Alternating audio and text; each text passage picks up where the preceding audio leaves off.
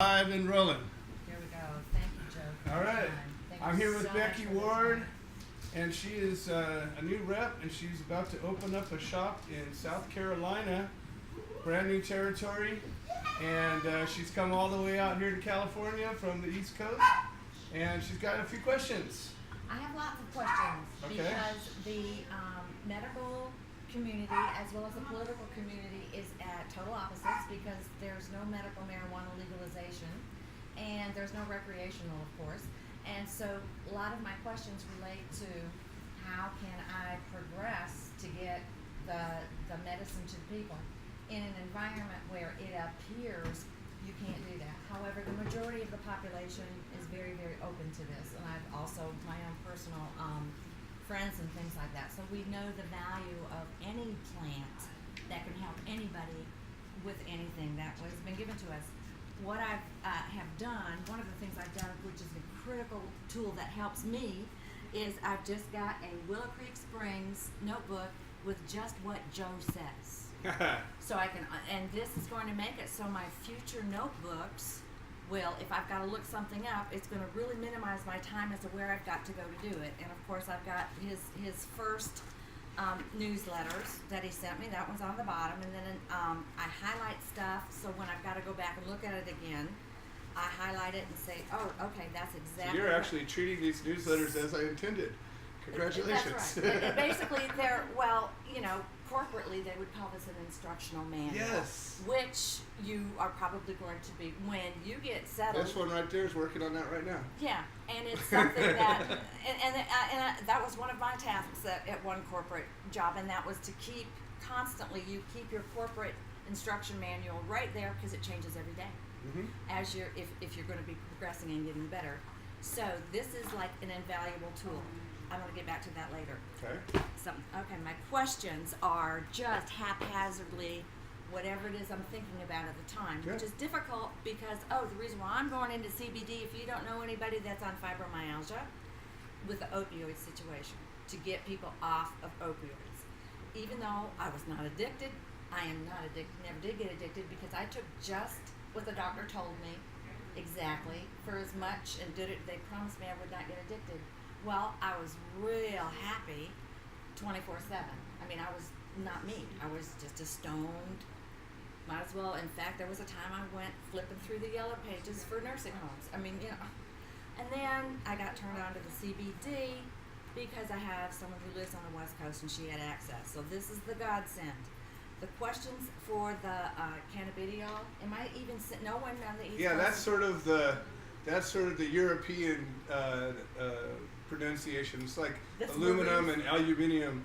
So it's cannabidiol or All right, wait a minute. cannabidiol. No, I want to say it the They're American. both the same thing, but cannabidiol would be the way that I would reference it to. Cannabidiol. Okay, because I was calling it cannabidiol. But it's not wrong. Okay, It's just European. cannabidiol. Okay, question. Overdosing. I know that with the overdosing on CBD and or THC, it's not life-threatening. If it's the THC, you just regurgitate, empty, the whole stomach empties out, and then you go to bed. But it's not life-threatening. Correct. Is Well, it let me the lay it same? down for you. Yes. Okay, so when you talk about overdosing, what we're talking about with pharmaceutical compounds is what we would call an LD50, which is the lethal dose at which 50% of the people would be. So 50% of people would die at that dose. That's what they call the LD50. That's right. There isn't one for cannabidiol or tetrahydrocannabinol, which is the THC. Okay. However, you can take too much, and too much can have a number of side effects. So with THC, the side effects would typically be nausea, disorientation, dizziness. What do they call that when you? Vertigo. Vertigo, exactly. Anxiety. Because of all those things, you can have a heart rate increase because you're freaking out. Essentially, it would be you're freaking out. And to describe those things is what I just did. Then the worst thing that happens is, like you said, you purge yourself, you puke, and then you fall asleep. And then you wake up and you're still pretty high, but you're okay. That's that's the so-called overdose of THC. Cannabidiol, if you take too much cannabidiol, you can get a headache, you can get anxious. The things that it helps you for, it can turn around and give you some grief with. So the people that I know that have had any adverse reaction to CBD, that's what it's been. They got a bit of a headache, or they got irritated, or they got maybe a little nauseous. Anything can make you nauseous. But again, The heat. that's anything can give you that. Too much chocolate can give you that. And I'm just saying there is a place. I believe you. There is a place. It's a far, deep, distant place that few have ventured to, but there is a place. Well, Chocolate Dragon's coming, so I'm sure I'll get there Yes, eventually. Chocolate Dragon's here. Yeah. So that's yeah. another virginal experience to look forward to. Yeah. Well, you'll be able to try it today. We Well, have some samples. And one of the things, and I'll get to that later. Okay, overdosing, and I did not So know. there's no true overdose in the sense of you would have to Life-threatening take stuff. so much that you couldn't physically take it. Right. You right. couldn't eat enough oil to kill you. You would throw it all up first, and plus the other side of it is you don't have receptors in your brainstem. Okay, so you have opiate receptors in your brainstem. So if you take too many opiates, your brainstem goes, you don't have to breathe. It's okay. That's exactly and then right. you don't breathe. Okay, but you don't have that with cannabinoids. You don't have CB1, CB2 receptors in your brainstem, so you don't have that option. You're gonna breathe no matter what. Your heart will keep beating, the liver will keep doing its livering, and you don't shut down as a result. Okay, thank you. Yes. Okay, so now my next question is, with regard to overdosing, that has nothing to do with the life-threatening part, but simply because the CBD is in oil, so it's accumulative. So once you take, I know with the THC, when It's you accumulative to a point. Okay, so if you take it in faster than you can process it, Yeah. it will store in your fat cells.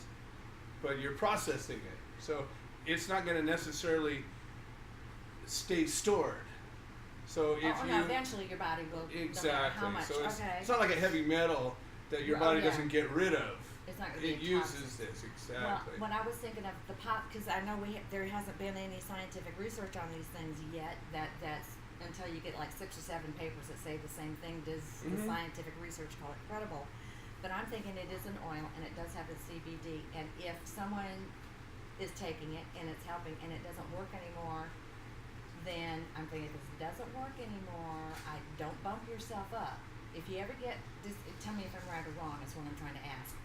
If they've been taking CBD and it's working and they get to the point where the CBD isn't helping them, then I'm thinking they're saturated with CBD and they need to be off of it for a few days at least, and then try the CBD to see if it's going to work. I've seen again. that happen with THC to a point, but the point is how you feel it. Yeah. Okay, so with cannabinoids, you don't get the same kind of. Well, there's no high at all. Well, what I'm saying is you don't build the same kind of tolerance. Like, so for pain relief, you build a tolerance to those opiates.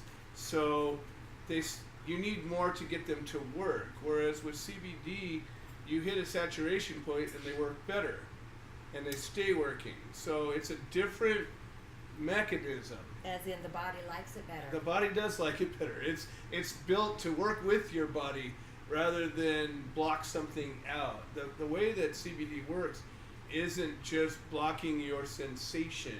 It actually reduces inflammation Yes. physically, and it does it in 2 different ways. One, it stimulates your body's natural anti-inflammation system, and 2, it suppresses your body's natural inflammation system. So it works on both different planes. Your body has a system for everything. So when you get hurt, your body says, inflame, send liquid, so we protect that area that's damaged, right? So you swell up. But that's the biggest problem we have is we're all swollen up. Okay, so anti-inflammatory is, and it can happen for many different reasons. But the way CBD works is within your own body system.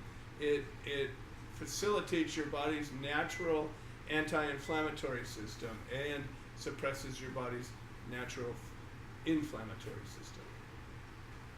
And the other thing is to just for everybody to realize the key to dosing anybody for anything is called titration.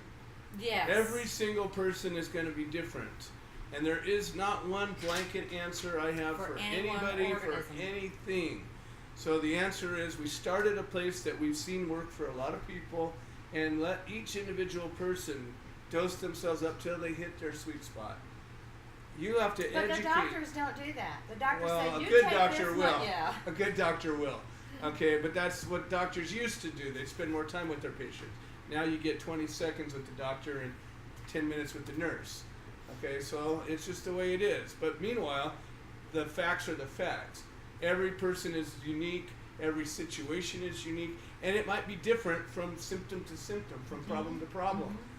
Teaching a person how to use this medicine They're teaching themselves. that's your key.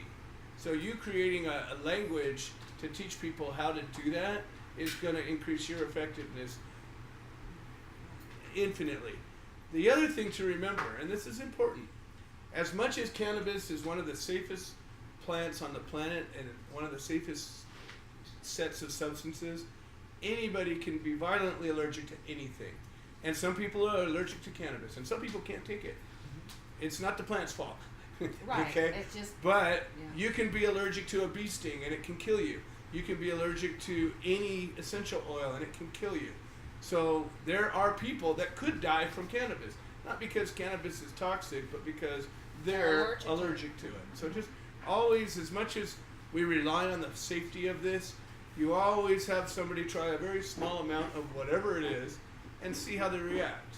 Because if you have a violent reaction to a very small amount, you'll probably recover from it. If you take a big amount and you have no idea, you've never done it before, you won't even, you could potentially have a problem. I've never seen it happen, but it could happen. So that's an important part.